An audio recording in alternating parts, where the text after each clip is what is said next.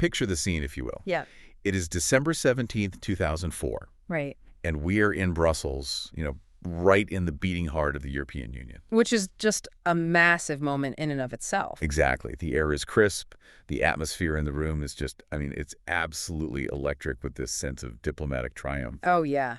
After several grueling days of high-stakes meetings, you have the representatives of the current and the future members of the EU, and they've all gathered to take their customary family photo. Right, the big photo op. Yeah, the one that marks the conclusion of a highly successful convention. Yeah. And it's a momentous day, really, because the EU has just agreed to start negotiations with Turkey that could, theoretically result in her full membership. Which was the dream for so long. Right. So they all line up for the cameras. The flash bulbs are going off. There are smiles all around. Yeah. But if you look closely at that photo, there is one figure standing there who makes European public opinion, and paradoxically, a very specific, powerful segment of Turkey's own elite.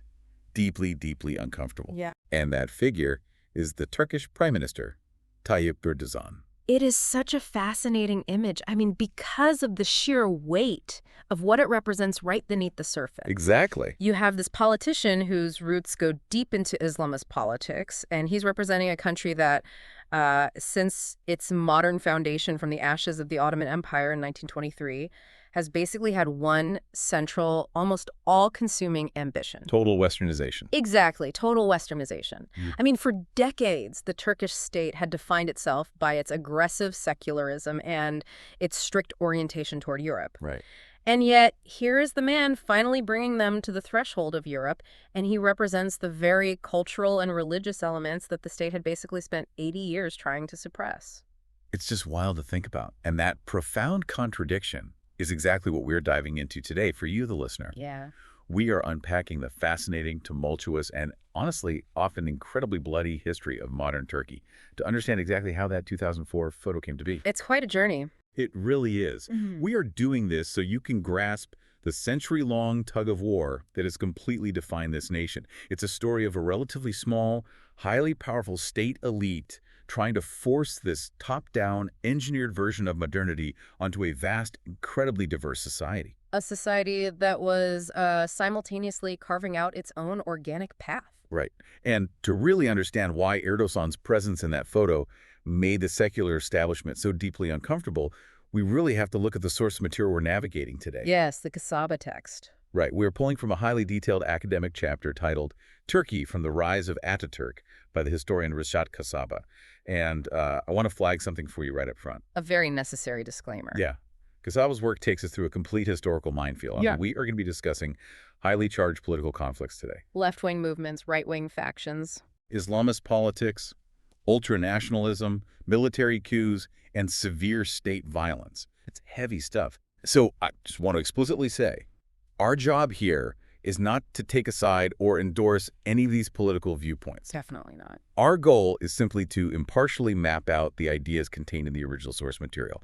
We just want to help you understand how these colliding forces shaped the modern Turkish state. And that historical context is everything, because Kasaba introduces this brilliant conceptual framework early in the text that basically serves as the key to unlocking this entire century of conflict. Well, the formalistic versus substantive thing. Yeah, exactly. He differentiates between two distinct forces. On one side, you have a formalistic definition of modernity, and on the other, a substantive modernization. Right. And honestly, the tension between those two things is what generated all the political earthquakes we're going to talk about today. I found that distinction so incredibly helpful. The way I read it, a formalistic definition of modernity is kind of like an architect building a rigid, perfectly symmetrical glass house, right? Right. And then forcing people to live inside it exactly as designed. It's this idea that a nation cannot be modern unless its people uniformly subscribe to a very specific set of ideals that are derived entirely from European history. Right, like a template. Exactly. Everyone has to look a certain way, dress a certain way, believe the same things. It's a completely top-down, state-imposed imitation of Europe. Yes. Substantive modernization, on the other hand, is the people actually moving into the house and, knocking down walls because they need an extra bedroom. I love that analogy. It's perfect. It is much messier. It involves the organic expansion of capitalist relations, rapid urbanization, the formation of civil rights, people moving from farms to cities. It happens from the bottom up. It does. And the formalistic approach, it basically treats society as a blank slate to be painted upon.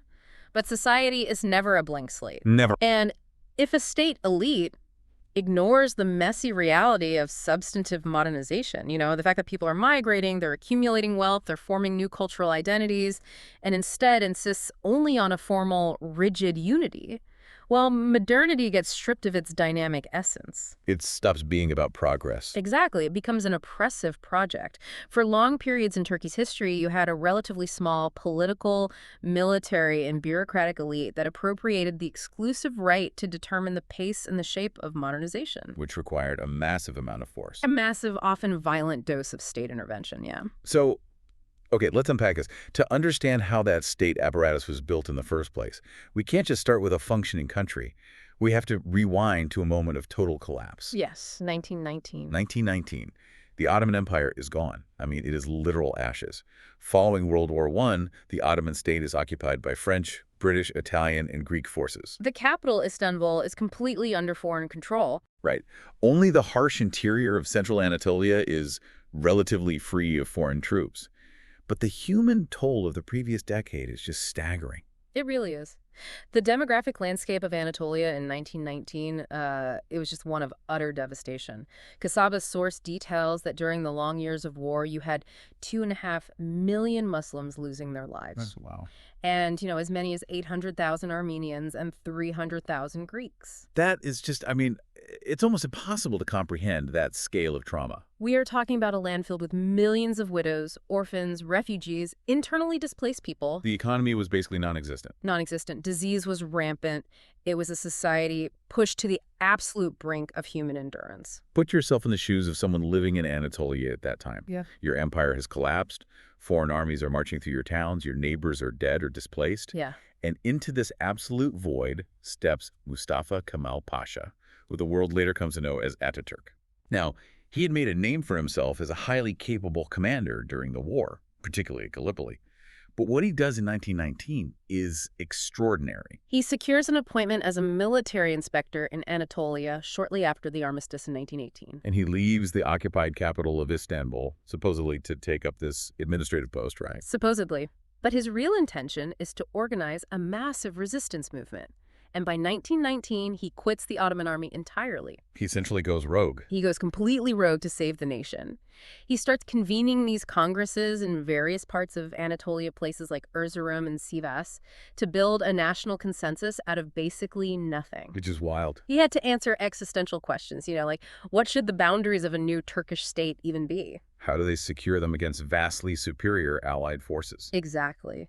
And this organizing culminates in the National Pact, or Misak Milli, in September 1919. The way Ataturk operates here, it really reminds me of the founder of a startup pivoting out of a massive bankrupt corporation. That's a great way to look at it. I mean, the Ottoman Empire was the ultimate bloated, bankrupt corporation. Right. It's collapsing under its own weight, its historical debts, the foreign occupation. Yeah. And Ataturk pragmatically looks at the map and realizes trying to save the whole empire, stretching into the Middle East and the Balkans, is a total fool's errand. It would have been impossible. So he says, we are cutting our losses. The National Pact limits their territorial goals strictly to Asia Minor and a small part of the Eastern Balkans. Right. He deliberately distinguishes this new, lean nationalist movement from the doomed Ottoman imperial project. It was a brilliantly pragmatic territorial move. Right. But solving the map was the easy part. Right, the people. The colossal problem was the people. Okay. The people living within those newly drawn lines in Anatolia were incredibly fragmented. How so? Well, you had indigenous Turkish Muslims, but you also had hundreds of thousands of Muslim refugees who had been expelled from Russia and the Balkans over the previous decades. You had large Kurdish populations, Alevis, members of various powerful religious orders. I mean, they spoke different languages, they had completely different traditions. So how do you forge a unified resistance out of a traumatized, fractured population like that? You find the one thing they all have in common. Islam. He explicitly uses Islam. And this is fascinating because of how fiercely secular the state becomes later on. Yeah, it's such a pivot. Oh, massive. But in 1919, Ataturk leans heavily into religious framing. The source points out that the Ottoman government in Istanbul, which is basically a puppet of the occupying Allied forces at this point, gets the chief Islamic authority, the Sheikhul Islam, to issue a fatwa. Right, a fatwa declaring it a religious duty for Muslims to kill the nationalists. And Ataturk and his allies, they don't respond by arguing for secularism or Enlightenment values. No, not at all. They go to a sympathetic cleric in Anatolia and get a counter-ruling to justify their uprising. It's pure pragmatism. They rally tribesmen, peasants, local clerics by framing the resistance not as a nationalist war, but as a holy defense of the Muslim population against invading Christian European armies. Wow. The framing was necessary for survival, really. The peasants of Anatolia in 1919, they didn't conceptualize themselves as Turkish citizens in a modern nationalist sense. Right, they saw themselves as subjects of the Sultan. Subjects of the Sultan and members of the Muslim Ummah.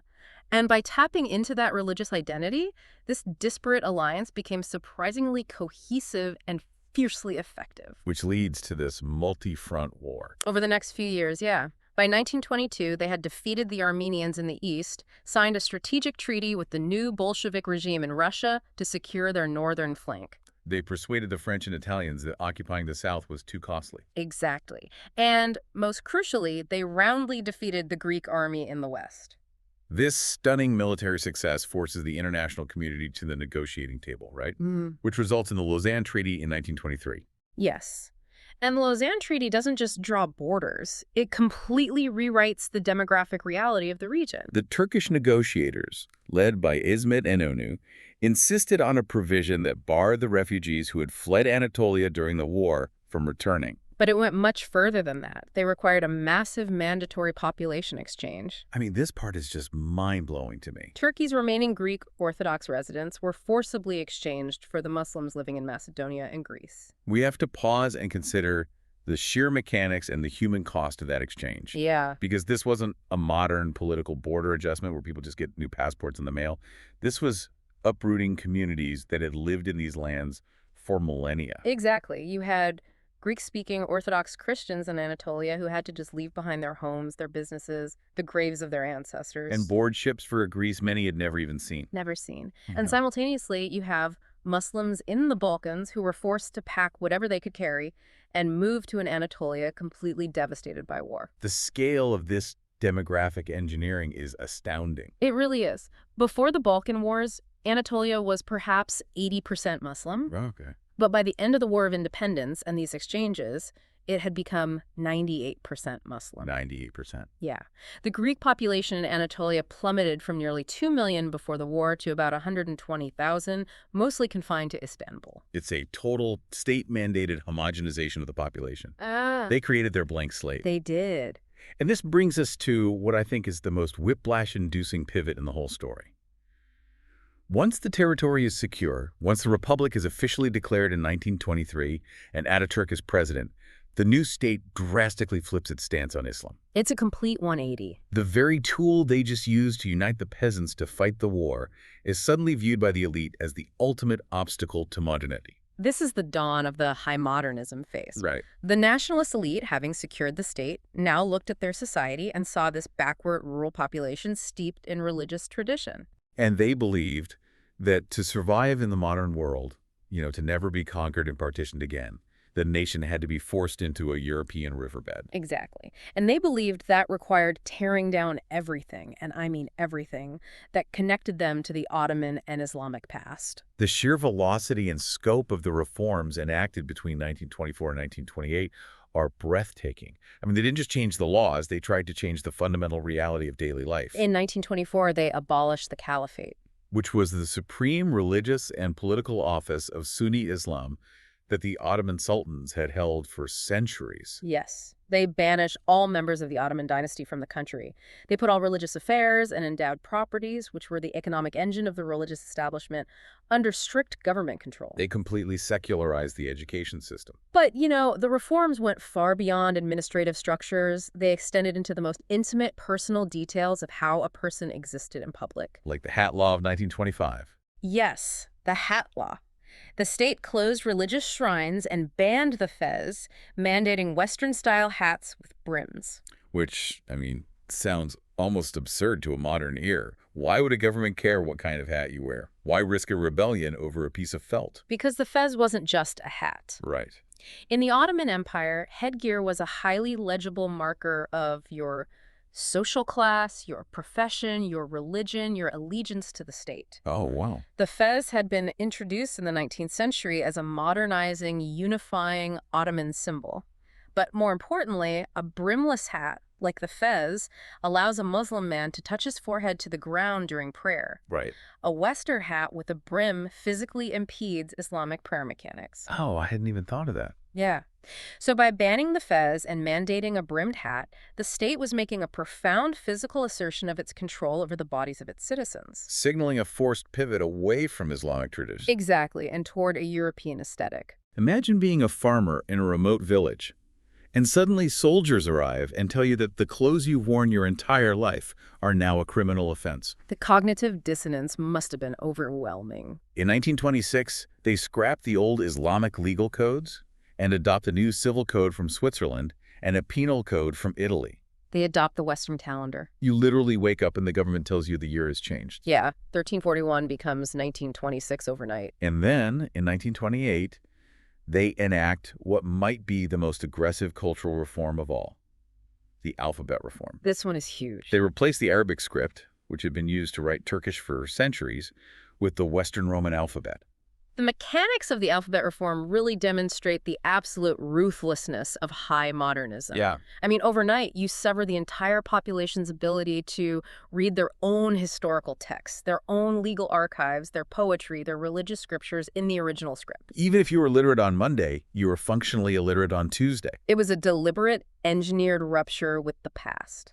The state elite wanted to ensure that the next generation of Turks would be physically incapable of accessing the Ottoman past without the state acting as a translator and mediator. It was designed to make the Cultural Revolution irreversible. Exactly. But, I mean, you can't just mandate a total cultural and spiritual revolution from the capital of Ankara and expect 80% of the population, who are rural, deeply religious peasants, to just nod and go along with it. And they didn't. The backlash was severe. The source outlines 3 main pillars of opposition to this top-down modernization, and the state's response to all of them was overwhelming violence. Yes. The first major rupture comes from the Kurds. The Kurdish rebellions. The most significant early one was in 1925, led by Sheikh Said. Right. He was a Kurdish spiritual leader of a Naqshbandi order, and a Naqshbandi is a major Sunni spiritual order of Sufism, highly influential in the region, focusing on spiritual purity and strict adherence to Islamic law. And he leads a massive armed uprising in eastern Turkey. He does. His stated goals were the establishment of an independent Kurdistan and the restoration of the Islamic Caliphate, which Ankara had just abolished. So you have a rebellion combining ethnic separatism with religious fundamentalism. It is the ultimate nightmare scenario for the new state. Because they're obsessed with centralized, homogenized, secular control. Right. And they respond with absolute ferocity. They don't just send the police force. No, they mobilize 52,000 troops, which was half the peacetime strength of the entire newly formed army. Good Lord. They crush the revolt. They hang Sheikh Said and 46 of his followers in a public square. They raise rebellious Kurdish villages, and they forcibly resettle as many as 20,000 Kurdish tribal leaders and their families in western Anatolia, far away from their power bases. The state's response to Sheikh Said sets a tragic recurring precedent, doesn't it? It really does. The very existence of a distinct Kurdish identity, with its own language and tribal structures, challenged the foundational myth of a completely uniform Turkish identity. Right. The state's solution was always military pacification and forced assimilation, which created a permanent source of tension that, as we will see, haunts the Republic for decades. So that's the Kurds. The second pillar of opposition is religious pushback. But it takes a very different form than the armed rebellion. We are introduced to a figure named Bediüzzaman Said Nursi, the founder of the Nur movement. Said Nursi is a fascinating counterweight to Ataturk. Oh. He offers a completely different philosophical approach to how society should function. I mean, the state believed in applying overwhelming top-down power to shape human behavior. Nursi argued the exact opposite. Right. The Nur movement focused entirely on the individual's spiritual relationship to God and the reading of the Quran. Nursi believed that political power was corrupting and ultimately fleeting. He argued that if individuals pursued pure Muslim thought and strengthened their internal faith, a just and moral society would naturally emerge organically from the bottom up. So he's not telling his followers to pick up rifles and march on Ankara. Not at all. He's basically saying, the state's power is an illusion. Focus on your own soul, and the state becomes irrelevant. Yeah. And the interesting thing is, the state hated that passive resistance just as much as an armed rebellion. Absolutely. Because a government demanding total ideological submission cannot tolerate a movement that simply ignores it. Wow, yeah. Nursi was repeatedly arrested, exiled to remote villages, and put on trial throughout the 1930s and 40s just for writing religious commentaries and advocating a return to a faith-based society. Which brings us to the third pillar of opposition, the provincial elites. These were the wealthy Anatolian families. The large landowners, the local merchants who had enjoyed significant autonomy and economic dominance in the provinces under the decentralized Ottoman system. Right, they had their own local economic networks, especially in the south and southeast. But suddenly, the new state in Ankara imposes a highly centralized, closed economy. Yeah, the state starts cultivating a brand new economic elite loyal only to the capital, often made up of newly settled immigrants or former military officers. So these traditional provincial families feel completely sidelined. Completely. Economically suffocated, politically voiceless. And that economic suffocation was a deliberate feature, not a bug, of the system, right? Oh, totally deliberate. The 1930s in Turkey are defined by the policy of atatism, direct state control, and ownership of the economy. The government erected massively high tariffs, restricted imports, and took direct control of key industries, banking, and infrastructure. The state bureaucracy acquired immense economic power, deciding who got contracts and who got credit. And their policies heavily favored urban industrial sectors and this new bureaucratic class. At the brutal expense of agriculture and the rural areas where, let's remember, the vast majority of the population actually lived. The state is essentially picking winners and losers, and the rural majority are the permanent losers. Yes. But the darkest, most explicit example of this economic authoritarianism happens during World War II. Right, the wealth tax. Turkey manages to stay out of the actual fighting in WWII, playing a very careful, neutral game. But the economic strain of keeping a massive army mobilized is devastating. There are severe shortages of basic goods. And to deal with the fiscal crisis and supposed war profiteering, the government introduces the wealth tax in 1942. On paper, the wealth tax was framed as an emergency measure to target merchants who were exploiting the wartime black market. Okay. Sounds almost reasonable on paper. On paper, but the mechanics of the law were draconian. Local committees, operating in secret and without any right of appeal, assessed a tax burden on individuals. Right. The law stated that these merchants had to pay 50 to 70% of their total wealth as a lump sum within 15 days in cash. That is absurd. And if they couldn't produce the cash in 2 weeks, their property would be confiscated and they would be physically drafted into forced labor brigades and sent to work on roads in the freezing mountains of eastern Turkey. 15 days to liquidate up to 70% of your total net worth. That isn't a tax. That is a mechanism designed to be impossible to fulfill. It's designed to destroy you. It was. And who did this tax actually target in reality? In practice, 87% of those targeted by the wealth tax were non-Muslims. 87%? Greek, Armenian, and Jewish citizens of Turkey. That cannot be a coincidence. It wasn't. The local assessment boards deliberately applied the most punitive rates to minorities. It was a deeply discriminatory, state-sanctioned wealth confiscation. Wow. Most of these non-Muslim merchants were forced to sell their businesses, their homes, their land at absolute fire sale prices just to avoid being sent to the labor camps. Just trying to survive. Exactly. And many ended up leaving the country entirely once the war ended. And who bought those deeply discounted businesses? Muslim entrepreneurs who were culturally and politically close to the ruling party. So it was a massive state-directed transfer of wealth. Yeah. Designed to further homogenize the economic elite and eliminate the last vestiges of non-Muslim economic influence in Istanbul and Izmir. Okay, so let's look at the board in 1945. Right. You have a one-party state run by the Republican People's Party, or RPP. Right. They have ruthlessly enforced a secular, westernized identity, controlled every lever of the economy, and violently crushed or marginalized all opposition. But in doing so, they have completely alienated the rural 80% of the population, the deeply religious masses, the Kurds, the old provincial elites, and the remaining non-Muslims. The state and the society are basically living in two completely different, hostile realities. Which is an inherently unstable position. A state cannot outrun its society forever. No. But as Casaba's analysis reveals, it wasn't a domestic revolution that finally cracked the door open to democracy. No. The pressure came entirely from geopolitics. And this is where the story shifts gears. We're moving into the post-WWII era.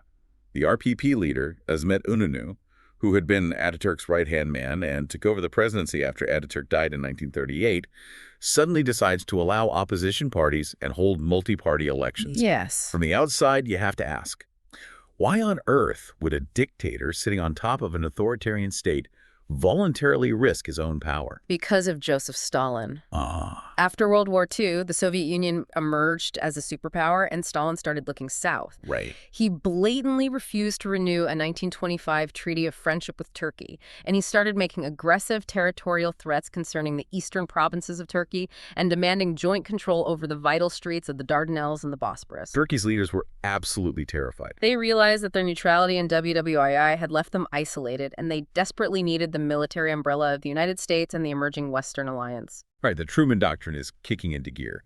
But if you want to get into the Democratic Club with the U.S., and more importantly, if you want to get your hands on that sweet, sweet Marshall Plan money to rebuild your shattered economy, you can't show up looking like a one-party fascist dictatorship. Exactly. You have to look the part. You have to look democratic. So the international context forced a domestic political opening.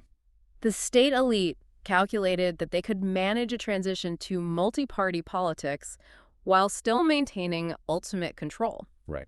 So in 1945, they allow the formation of opposition parties. And the most significant one to emerge is the Democrat Party, or DP. But the DP wasn't founded by radical outsiders or suppressed peasants? No, not at all. It was founded by people from deep within the ruling Kemalist elite. Men like Adnan Menderes, who was a wealthy landowner, and Selo Bayar, who had actually served as prime minister under Ataturk. But these men were astute politicians. They realized that to win an open election against the state machine, they had to tap into that massive, simmering resentment we just talked about. They had to speak to the 80%. And tap into it they did. In 1950, Turkey holds its first truly free, contested democratic elections, and the result is a political earthquake that stuns the old establishment. The Democrat Party sweeps into power, Winning 53.4% of the popular vote. Wow. And, due to the electoral system, an overwhelming 408 seats in parliament compared to the ruling RPP's measly 69 seats. The people finally had a voice at the ballot box, and they used it to overwhelmingly fire the old guard. Exactly. And the DP, under the new Prime Minister Adnan Menderes, immediately sets about integrating this marginalized rural majority into the life of the nation.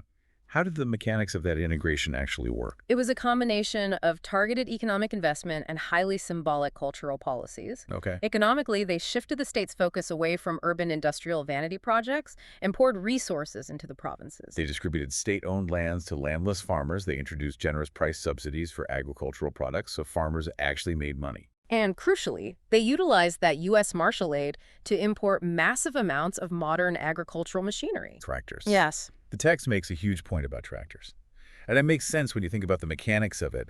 The tractor doesn't just plow a field faster.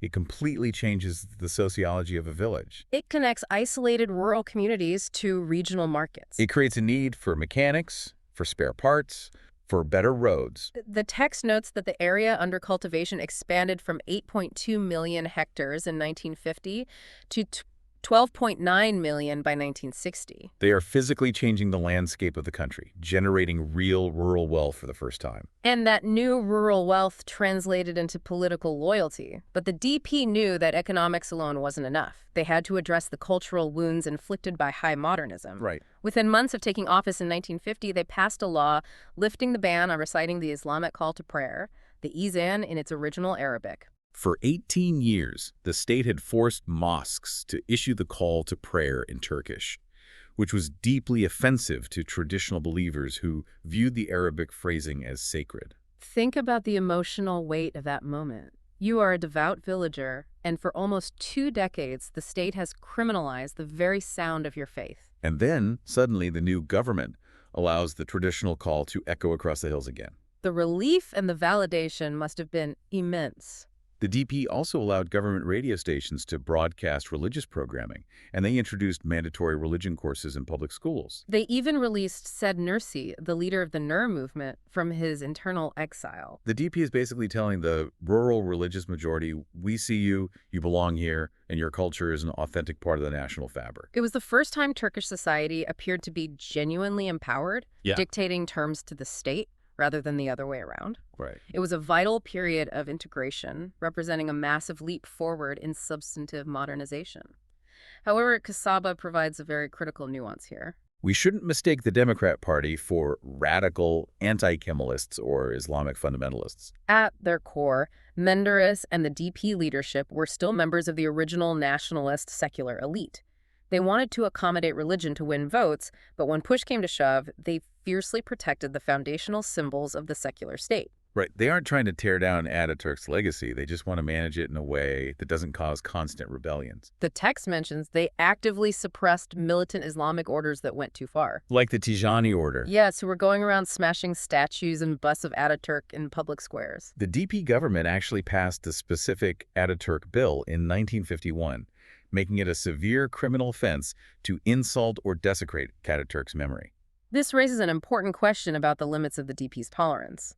They were happy to empower the Sunni Muslim majority, but they shared the old state's deep paranoia about diversity that didn't fit their mold. And those limits were tragically and violently exposed in the horrific events of September 6th and 7th, 1955. The anti-Greek riots in Istanbul. Walk us through the mechanics of how that exploded. It was sparked by a news report that a bomb had exploded at the house where Ataturk was born in Thessaloniki, Greece. Okay. What began as ostensibly spontaneous street demonstrations in Istanbul rapidly escalated into a highly organized, full-scale, devastating riot targeting the Greek minority. Wow. Over 2 nights of terror, massive mobs systematically destroyed thousands of homes, shops, factories, churches, and even desecrated cemeteries belonging to Greeks, as well as Armenians and Jews. And the text points out that the Democrat Party government wasn't just an innocent bystander. No. They were deeply complicit, if not by outright provoking and organizing the riots through state-linked groups, then certainly by holding the police and military back and failing to rein the mobs in until the destruction was complete. It was an eruption of that same violent, homogenizing tendency of the state. The result was the terrified exodus of much of the remaining Greek population from Istanbul, destroying the cosmopolitan character of the city. It demonstrated that beneath the democratic veneer, the state's fundamental intolerance for non-Muslim diversity remained deeply entrenched. The DP was willing to play the populist card, even if it meant unleashing mob violence. And as the 1950s wore on, the DP's populist magic started to fade. Global economic conditions worsened after the end of the Korean War boom. To protect their rural base, Menderes doubled down on agricultural subsidies and import restrictions, but inflation started to spike. As the economy sputtered and the opposition started gaining ground, the DP abandoned its democratic rhetoric and became increasingly authoritarian. They began aggressively closing down opposition newspapers, persecuting critical journalists, and even punishing entire provinces that voted for the opposition by redrawing electoral maps or withholding funds. They were deeply alienating the urban intellectuals, the university students, and, fatally, the military. Especially the junior ranks of the military. These young officers are sitting in their barracks on fixed state salaries, watching inflation eat their paychecks, while they see DP politicians and provincial businessmen getting rich. More importantly, they view themselves as the pure guardians of Ataturk's secular republic, and they feel the DP is betraying that vision by pandering to religion. So on May 27, 1960, they act. A group of radical junior military officers overthrows the government in a swift coup. They dissolve parliament, suspend the Constitution, and arrest the entire active membership of the Democrat Party. They put nearly 600 political leaders, including the president and the prime minister, on trial on an island near Istanbul for high treason, corruption, and subverting the Constitution. And the outcome of those trials is one of the most defining traumas in modern Turkish history. They sentenced Prime Minister Adnan Menderes, his foreign minister, and his finance minister to death. And they actually hanged them in 1961. It was shocking. Now, let me push back on this logic for a second, because from a political strategy standpoint, hanging Menderes seems utterly insane. Well, the military overthrows him because he's too popular with the rural masses, so they execute him. Didn't executing a wildly popular prime minister just guarantee that he would transcend politics and become a permanent, unkillable martyr for the religious and rural majority? You're analyzing it with the benefit of hindsight, and history certainly proved you right. But let's look at the military's logic at that exact moment. Okay. These officers were deeply influenced by the top-down, high modernist mindset. They believed that the rural masses were essentially ignorant and easily manipulated by demagogues. Right. They believed in the concept of a cult of personality. Their logic was, if you break the idol, you break the spell. Ah. They thought that by publicly humiliating Menderes in a trial and hanging him, they would shatter his myth of invincibility and shock the peasants back into submission to the state. They thought they could execute an idea. Exactly, and they were spectacularly wrong. Yeah. The executions cemented Menderes' legacy as a victim of urban, secular, elitist oppression. The public couldn't riot. The military had guns, but their silent protest was immediately visible. When the military put their newly drafted constitution up for a public referendum in 1961, there was a massive no vote. Even with the military heavily pressuring the public, nearly 40% of the country voted against it. For a military regime holding a gun to the country's head, that is a stunning rebuke. The people were essentially saying, we haven't forgotten Menderes, and we don't accept your legitimacy. The senior military leadership immediately realized the junior officers had miscalculated violently. You can't just kill politicians and expect the society to fall in line. So they pivot. So the senior generals stepped in, purged many of the radical junior officers who carried out the coup, and changed their strategy. They realized they couldn't govern the country directly, forever, without facing a massive uprising. Instead, they set about institutionalizing the military's permanent power over the civilian political process. They realized they need a backdoor.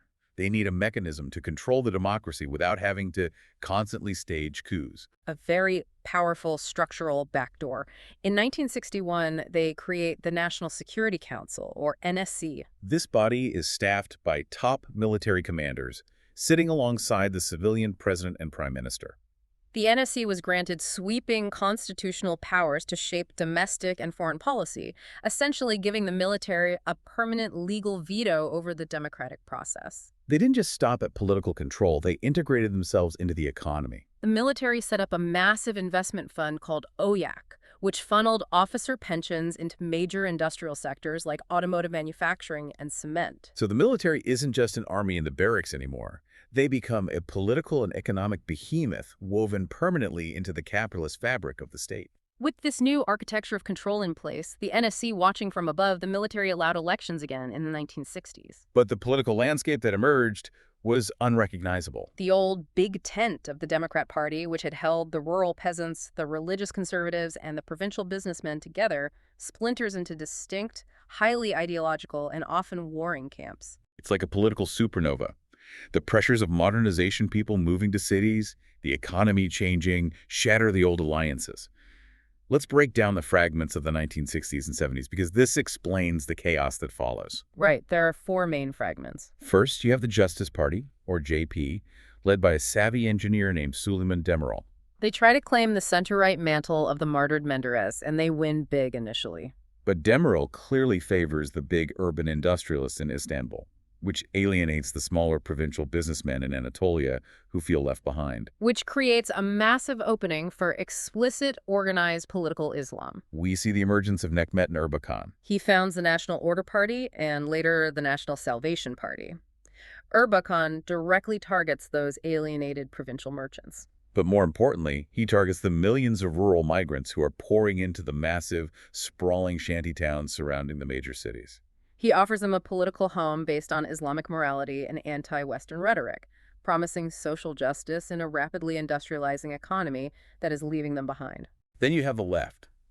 The old authoritarian state party, the RPP, gets a makeover. A charismatic leader named Bülent Ecevit takes over, pushing the party toward democratic socialism. He appeals to the new urban working class and the trade unions. And Esevit gains massive cross-ideological popularity in 1974 when he orders the Turkish military to occupy the northern third of Cyprus in response to a coup on the island backed by the military junta in Greece. The Cyprus intervention was a wildly popular nationalist move that cemented Esevit's credentials, proving that the left could be just as fiercely nationalist as the right. But the right was also radicalizing. You had the emergence of the extreme ultranationalist right, represented by the National Action Party, or NAP. Led by a former military officer involved in the 1960 coup, the NAP actively stoked the fears, resentments, and anti-communist paranoia of the urbanizing migrants and the conservative youth. So look at the parliament. You have big business center right, Islamist right, ultranationalist right, and social democratic left. The ideological divides are so deep that they absolutely cannot form stable coalitions. The text notes a staggering statistic. In the decade of the 1970s, Turkey had 11 different governments. The political system is totally paralyzed. No one can pass a budget, let alone reform the country. And while the formal political system was paralyzed in the halls of parliament, the actual proxy battles for the future of the country were taking place on the streets, in the universities, and in the shantytowns. The late 1960s and the entire decade of the 1970s saw Turkey descend into a horrifying vortex of political violence. We are talking about literal urban guerrilla warfare. Left-wing Marxist student groups and right-wing ultranationalist paramilitary organizations, like the notorious Grey Wolves associated with the NAP, engaged in daily street battles. There were bombings of cafes, bank robberies to fund insurgencies, and targeted tit-for-tat assassinations of journalists, professors, and politicians. The sheer scale of the violence is numbing. The death toll from these political clashes escalated from around 230 in 1977 to almost 1,300 in the year 1979 alone. And the violence wasn't just ideological. It frequently took on a deeply sinister sectarian dimension. The ultranationalist groups frequently targeted Alevi communities. Right. Now, for context, Alevism is a syncretic Islamic tradition, distinct from the majority Sunni population. Because Alevis historically emphasized social justice and equality, many Alevi youth gravitated toward leftist political movements in the 70s. The right-wing ultranationalists viewed them as a double threat. Outsiders to the strict Sunni Turkish definition of identity and vectors for communist subversion. This paranoid targeting culminated in absolute atrocities. The worst was the 1978 Kahramanmaraş massacre. Ultranationalist mobs, whipped up by rumors, went on a multi-day rampage through an Alevi neighborhood. They murdered 111 Alevis, including women and children, and burned hundreds of their homes and businesses to the ground while the security forces completely failed to intervene. It was the terrifying reality of societal breakdown. The state was failing to provide basic physical security. And to compound the nightmare, the economy completely collapsed underneath them. The global oil shocks of the 1970s devastated Turkey. They were a developing economy, heavily reliant on imported energy. When the price of oil skyrocketed tenfold, it destroyed their closed, import-substituting economic model. They literally couldn't afford to keep the lights on or the factories running. The weak, paralyzed coalition governments tried to fix the problem by just printing money and artificially propping up the currency. The economic reality for the average citizen was bleak. There were severe shortages of basic goods, cooking oil, coffee, gasoline. People stood in line for hours just for bread. And the inflation rate, triggered by printing money, skyrocketed to over 105% by 1980. Your wages were essentially worthless by the end of the month. Think about the pressure cooker of 1980.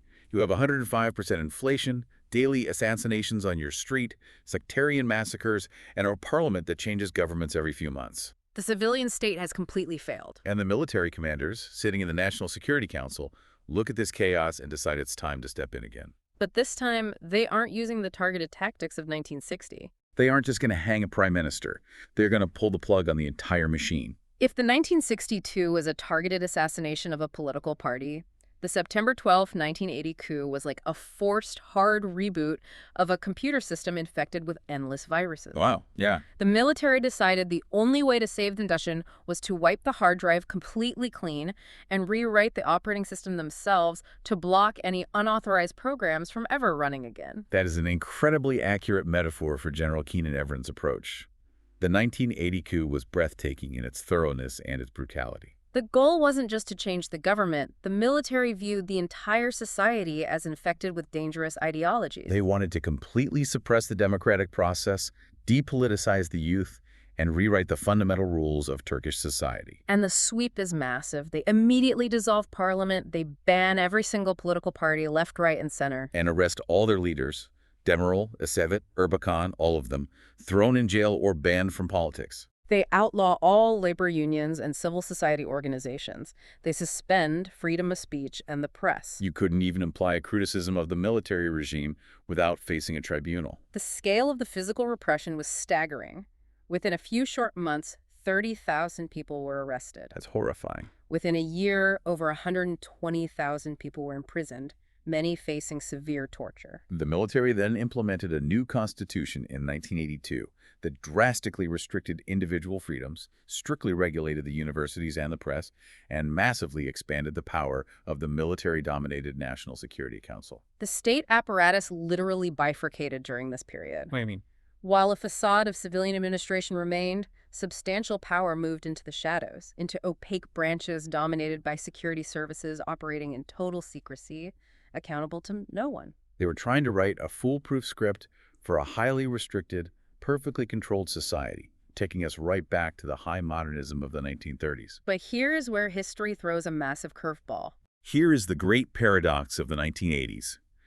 While General Evren and the military are locking down the political and social sphere with an iron fist, they allow a civilian bureaucrat named Turgut Özal to radically open up the economy. It is one of the most fascinating contradictions in modern Turkish history. Turgut Özal was an economic technocrat. He had worked for the World Bank. He had a unique background that should have made the military suspicious, right? Definitely. He had deep ties to the Naqshbandi religious order, and he openly acknowledged his partial Kurdish heritage. Yet the military, perhaps realizing they had no idea how to fix 105% inflation, put him in charge of the economy. When they eventually allowed heavily restricted elections in 1983, they allowed Özal to run.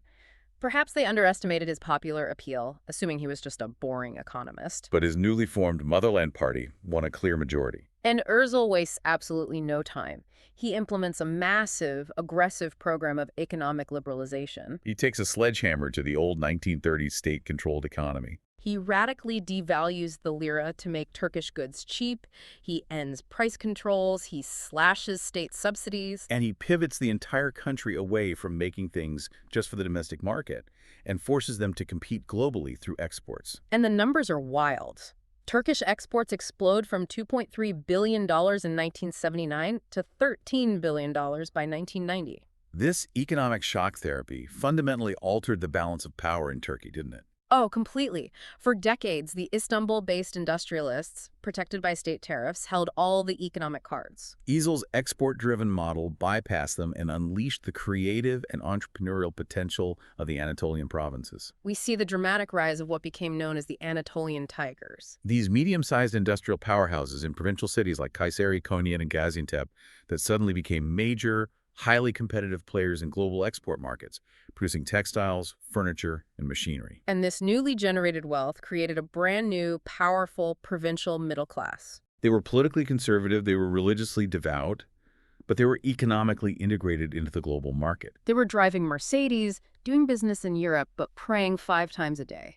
This is the ultimate triumph of the substantive modernization we talked about at the very beginning. Exactly. While the military generals are sitting in Ankara trying to keep society in a 1930s-style formalistic straitjacket, dictating what people can read and say, the actual society is utterly transforming beneath their feet through global capitalism. The demographic shift alone is staggering. The economic boom in the cities triggered the largest internal migration in Turkish history. By the mid-1980s, for the first time in the history of the Republic, over 50% of Turkey's population was living in urban areas, not rural villages. Istanbul's population surged to over 7 million by 1990. And remarkably, Kasaba notes that 63% of those residents were immigrants born outside the city. They're pouring into the cities and settling in the Gise-Kondu, the massive, sprawling shanty towns surrounding the urban centers. Desa-Kondu literally translates to built overnight. But the text points out something crucial. These weren't just chaotic, anonymous slums. No, they were highly organized, complex socio-economic ecosystems. When migrants arrived, they didn't settle randomly. They clustered based on their hometowns, their extended family networks, and their religious affiliations. They recreated village solidarity networks within the urban sprawl. This allowed them to survive the harsh reality of urban poverty, find jobs in the informal economy, and pool resources. They brought their rural traditions, their conservative religious practices, and fused them with the fast-paced realities of urban industrial survival. And that fusion created a massive culture clash with the old, secular, westernized urban elite in Istanbul. We see this powerful cultural hybridity expressed most vividly in the rise of arabesque music in the 1980s. Arabesque wasn't state-approved classical music, and it wasn't Western pop. It was a completely new genre that blended traditional Turkish and folk string instruments with heavy emotional vocal styles, Western synthesizers, and Egyptian cinematic influences. Arabesque was the soundtrack of displacement. The lyrics focused on fatalism, sorrow, lost love, and the crushing grind of poverty. It perfectly captured the angst, the passion, and the alienation of these newly urbanized millions who felt caught between the village they left behind and the modern city that exploited their labor but rejected their culture. The state elites despised arabesque, banning it from state radio and television, viewing it as a degenerate, fatalistic corruption of modern Turkish culture. But the people loved it. They bought millions of cassette tapes. It was the soundtrack of a society outgrowing its state-mandated identity. You also have brilliant writers emerging in this era like Orhan Pamuk, who later wins the Nobel Prize in Literature. His novels brilliantly explore the deep psychological contradictions, the melancholy, and the complex, layered identities of people living in this rapidly changing, hybridized modern Turkey. So if you look at the 1990s, you have this incredibly dynamic, globally connected, culturally exploding, messy society, but it is still being governed by a rigid, paranoid 1980s-era military bureaucratic state apparatus that is terrified of losing control. The contradiction is immense. You have a 1990s society trapped in a 1930s ideological cage. And the state elite realizes their grip is slipping. So, throughout the 1990s, the state fights back with desperate ferocity against any group that challenges its narrow definition of what Turkey should be. They wage wars on multiple fronts. First, there is the literal, physical war against the PKK, the militant Kurdish nationalist insurgency in the southeast. The PKK launched an armed struggle for an independent Marxist Kurdish state in 1984, and by the 90s, it's a full-scale war. The military views this not as a political problem to be solved, but as an existential threat to the unified state, and they pursue brutal, scorched earth tactics. The human cost of the conflict in the 90s was catastrophic. Over 30,000 people were killed. The military utilized a strategy of village evacuations to deny the PKK logistical support. Tens of thousands of villages and hamlets were forcibly evacuated and often burned or destroyed. More than 1 million Kurds were forcibly displaced from the southeast, many fleeing to the already overcrowded Gezi in western cities. The state was literally tearing up its own territory and displacing its own citizens to maintain its rigid vision of control. And while they are fighting a literal war against Kurdish nationalism in the east, the state elites are fighting a political war against the rising power of political Islam in the West. The provincial businessmen and the urban migrants we talked about finally find their political voice in the 1990s through the Islamist Welfare Party, led by the veteran politician Necmettin Erbakan. The Welfare Party was incredibly effective at grassroots organizing in the shanty towns, providing social services where the state had failed. They won massive municipal elections in 1994, taking control of Istanbul and Ankara. And then, in 1996, the unthinkable happens for the secular elite. The Welfare Party wins the largest share of the vote in the national elections, and Erbakan becomes prime minister as the senior partner in a coalition government. The military commanders look at an Islamist prime minister, and they absolutely panic. They feel the republic is falling. But they don't want to do a bloody 1980-style physical coup and risk international sanctions. So in 1997, they orchestrate what is often called a postmodern coup. It was a coup by memorandum. The generals didn't send tanks into the streets or arrest parliament. Instead, they used a meeting of the National Security Council to hand Erbakan a list of demands. Demands aimed at curbing Islamic education and influence that they knew he couldn't accept without destroying his political base. The military applied intense pressure through the media, the judiciary, and allied civil society groups, essentially forcing Erbakan to resign and subsequently banning the Welfare Party entirely. And the military follows this up with a wave of draconian social policies aimed at crushing Islamic visibility in public life. They pass laws to undermine the religious Imam Hatip schools. And, most controversially, They fiercely enforce a strict ban on women wearing headscarves in universities and in any public sector jobs. Think about the psychological warfare of that policy. You have bright, ambitious young women from conservative families who study hard, get into a university, and they are told at the campus gate, take off your headscarf or you cannot get an education. The headscarf became the ultimate symbolic battleground between the formalistic state and the substantive society. The state viewed the headscarf as a political uniform of backwardness. The women wearing it viewed it as their personal religious obligation and their right as citizens. The intolerance reached a fever pitch in 1999 when a woman named Merve Cavaxa was elected to parliament representing a successor Islamist party. She entered the parliamentary chamber wearing a headscarf to take her oath of office, and she was literally shouted down by secularist MPs. The state subsequently stripped her of her Turkish citizenship. They stripped an elected member of parliament of her citizenship over a piece of cloth. The state is acting like it has total, unshakable control, behaving with incredible intolerance and paranoia, just as the rest of the world in the late 90s is embracing global integration, the internet, and human rights. But their grip is an illusion. The pressure cooker is about to explode. Which brings us to the final act. Here is where the historical narrative shifts dramatically. The old secular military elite thought they had secured their power forever after the 1997 coup. But between 1996 and 2001, 4 massive, rapid-fire shocks hit Turkey that completely destroy the state's credibility, expose its rot, and permanently shatter the old order. These 4 shocks acted as a brutal accumulation of crises. They didn't just cause political problems. They fundamentally peeled away the legitimacy of the military bureaucratic elite layer by layer in the eyes of the public. The first shock occurred in 1996 with what became known as the Susurluk crash. This event sounds like a script from a gritty mafia movie. It really does. A Mercedes crashes into a truck on a highway near the town of Susurluk. The police pull the bodies from the wreckage, and the passenger list is explosive. Inside the same car, you find a senior, high-ranking police official, a right-wing ultranationalist mafia hitman and drug kingpin who was literally on Interpol's most wanted list, and a member of parliament who is the leader of a powerful, state-armed anti-PKK Kurdish militia. And to top it off, the trunk of the car is full of government-issued automatic weapons and fake diplomatic passports. It was a horrific, undeniable exposure of the deep state. For decades, the military and the security apparatus had justified their immense power and their human rights abuses by claiming they were the pure, uncorrupted defenders of the republic against terrorism and chaos.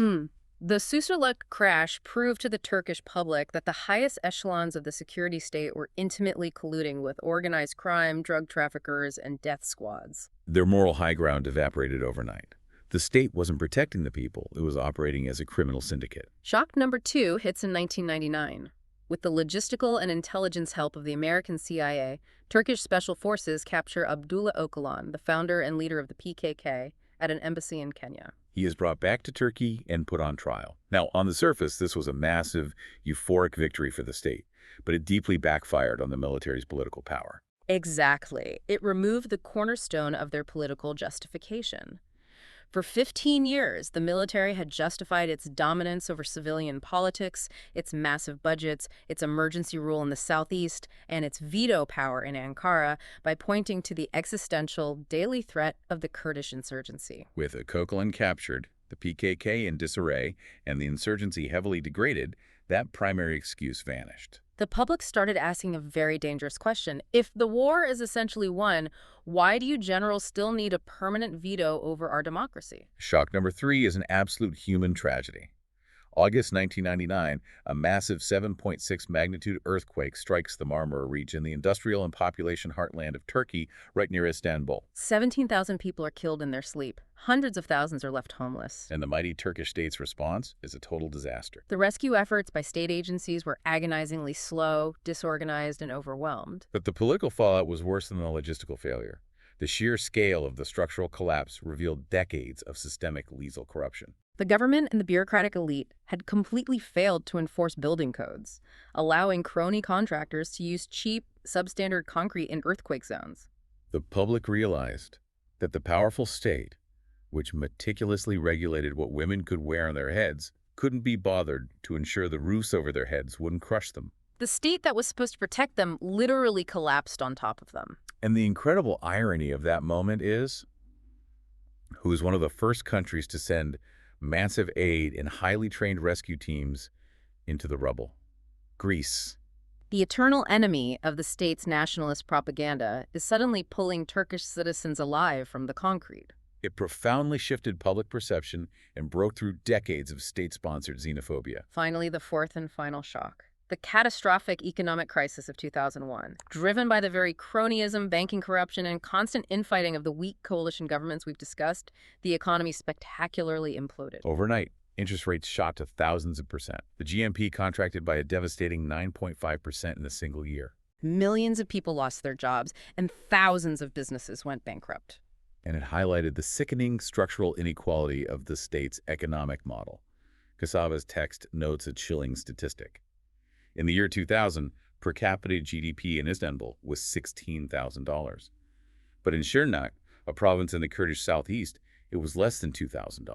The people in the shanty towns, the people laboring in the provincial factories for the export boom, realized they were generating massive wealth for the country, but getting nothing but poverty, inflation, and political instability in return. These four shocks, the moral corruption revealed at Susurluk, the removal of the military security justification with Öcalan, the lethal incompetence of the earthquake response, and the absolute devastation of the 2001 economy, created an unprecedented tsunami of public fury. The public completely lost faith in the entire established political and military class. And when early elections were held in November 2002, that fury was unleashed at the ballot box. It was a political extinction-level event. Every single traditional political party that had been involved in the coalition governments of the previous decade, the center-right, the center-left, the ultranationalists, was utterly wiped out. Not a single one of them even met the minimum 10% threshold required to enter parliament. Instead, the voters handed an absolute crushing majority, 363 out of 550 seats, to a brand new party that had only been formed a year earlier, the Justice and Development Party, or JDP. The JDP was led by Tayyip Erdoğan, the former mayor of Istanbul. And they won such a massive mandate because they figured out a completely new, highly effective political formula. Erdoğan and the core leadership of the JDP had broken away from the old guard Islamist movement, the movement of Erbakan that had been ousted in the 1997 postmodern coup. The younger JDP leaders realized that Erbakan's confrontational, explicitly anti-Western religious rhetoric was a political dead end that would only ever invite military intervention. Right. They looked at the board and realized you can't beat the state in a culture war, so they dropped the culture war approach entirely. Instead, they leaned heavily into the language of universal democracy, human rights, and most surprisingly, they aggressively championed securing full membership in the European Union. They framed their movement not as a revanchist Islamist takeover, but as a broad, centrist demand for economic justice, competent governance, and civil liberties for everyone. They effectively united the conservative provincial businessmen, the urban poor, and even liberal intellectuals who were desperate to curb the power of the military. Furthermore, Erdoğan's personal biography resonated on a profound emotional level with the masses. He wasn't a retired general, and he didn't come from a wealthy, westernized Istanbul family. He grew up in Kasımpaşa, a tough, working-class immigrant neighborhood in Istanbul. He had been educated in a religious Imam Hatip preacher school, and he'd even been briefly imprisoned by the secular state in the late 90s for reciting a religious poem. He had emerged from the exact institutions and the exact social class that the state elite had always viewed with disdain and suspicion. To the millions living in the Gecekondu, he wasn't just a politician, he was the embodiment of their own marginalized experience. And once in power, they didn't just talk the talk. Between 2002 and 2005, the JDP pushed through a massive, dizzying wave of EU-mandated reforms that actually began to bridge that historic, violent gap between the state and the society. The speed and depth of the reform in those early years were remarkable. They utilized the popular mandate for EU integration to systematically dismantle the authoritarian architecture left over from the 1980 military coup. They brought the military budget under strict civilian control. They abolished the notorious state security courts. They passed laws allowing for the first time the teaching and broadcasting of the Kurdish language, easing decades of assimilationist policy. They heavily revised the penal code to expand freedom of expression, and simultaneously they managed a spectacular economic recovery, achieving 7.3% average growth with single-digit inflation for the first time in a generation. They essentially used the leverage and the democratic playbook of the European Union to defeat the authoritarian Turkish state from within. Which brings us perfectly back to where we started our conversation today. It does. The central thesis we can draw from Rashad Kassaba's historical analysis is that the 2004 family photo in Brussels with Tayyip Erdogan standing proudly alongside European leaders felt so incredibly incongruous and uncomfortable to the old Turkish elite because it represented the ultimate, undeniable victory of substantive modernization over their formalistic project. The elite had spent 80 years trying to force the society to wear a specific European mask. But the messy, organic, deeply religious, and incredibly diverse society had finally outgrown the narrow, authoritarian constraints of the 1930s state ideology. They had used the tools of capitalism, urbanization, and eventually the democratic process itself to force the state machinery to finally reflect their true hybrid identity. And the ultimate irony is this conservative religious society was doing it while integrating with Europe faster and more effectively than the secular elite ever had. It is a profound historical lesson. It is a powerful reminder that modernity cannot be indefinitely dictated by decree. You cannot force a society into a mold through laws and military coups.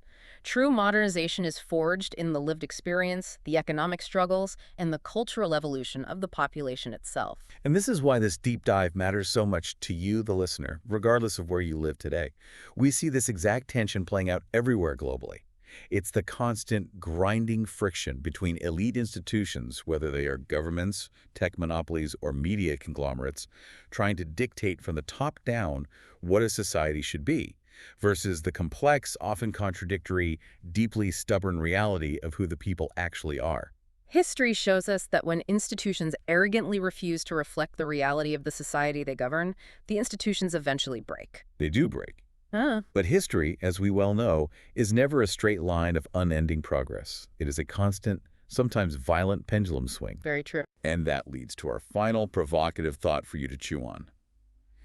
The historical source text leaves us with a fascinating, open-ended development.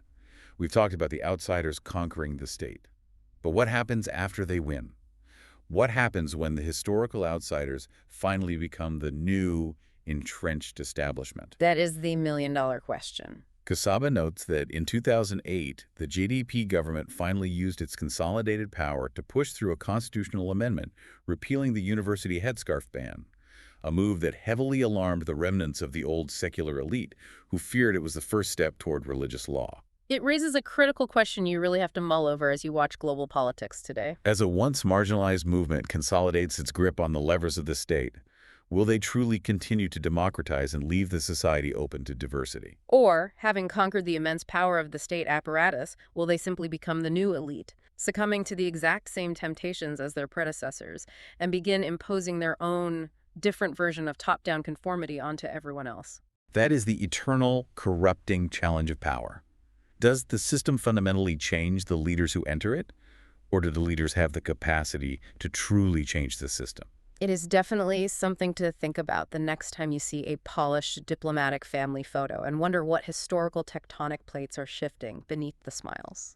Thank you so much for joining us on this incredibly deep dive into the making of modern Turkey. We'll catch you next time.